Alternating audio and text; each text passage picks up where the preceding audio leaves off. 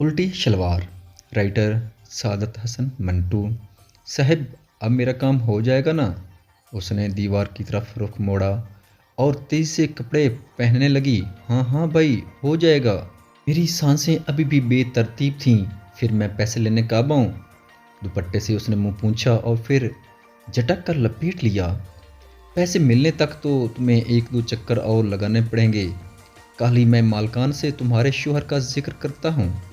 میں نے شرٹ کے بٹن لگائے، ہاتھوں سے بال سنوارے اور دفتر کے پیچھے ریٹائرنگ روم سے باہر احتیاط کے طور پہ ایک تیرانہ نظر دوڑانے لگا۔ ویسے تو دفتر کا چوکیدار مجھ سے چائے پانی کے پیسے لے کر میرا خیر خواہ ہی تھا، لیکن میں کسی مشکل میں نہیں پڑنا چاہتا تھا۔ پھر میں کل ہی آ جاؤں؟ وہ میرے پختہ جواب کی منتظر تھی۔ نہیں، کل نہیں۔ میں اس روز یہاں آنے کا رسک نہیں لے سکتا تھا، اس لیے بس آہ بھر کر رہ گیا۔ ہائے غریبوں کو بھی کیسے کیسے لال مل جاتے ہیں۔ میں نظروں سے اس کے جسم کے پیچ و خم کو تولنے لگا۔ ارے سنو، تم نے شلوار الٹی پہنی ہے۔ وہ چونک کر اپنی ٹانگوں کی طرف جھکی اور خجل ہو گئی۔ اسے اتار کر سیدھی پہن لو، میں چلتا ہوں۔ میرے 5 منٹ بعد تم بھی پچھلے دروازے سے نکل جانا، اور ہاں احتیاط سے جانا، کوئی دیکھ نہ لے تمہیں یہاں۔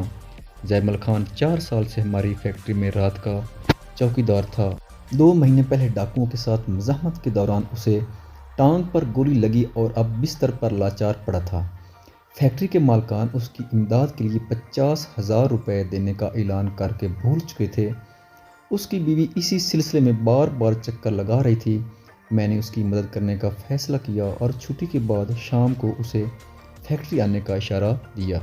عمر عمر اپارٹمنٹ کی سیڑھیاں چڑھتے ہوئے عقب سے مجھے اپنی بیوی کی آواز سنائی دی۔ اس کے اور میرے گھر آنے کا وقت ایک ہی تھا۔ وہ ایک چھوٹے بینک میں کلرک تھی۔ ایک خوشخبری ہے عمر، وہ تیزی سے اوپر آ رہی تھی۔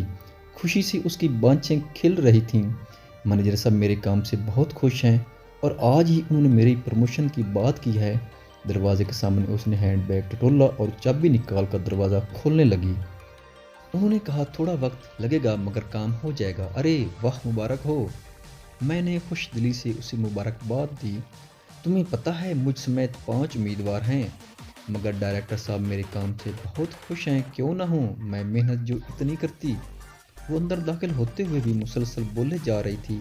میں اس کی پیروی کرتے ہوئے اس کی فتح کی داستان سے محظوظ ہو رہا تھا کہ اچانک میری نظر اس کی الٹی شلوار کے ریشمی دھاگوں میں الجھ گئی۔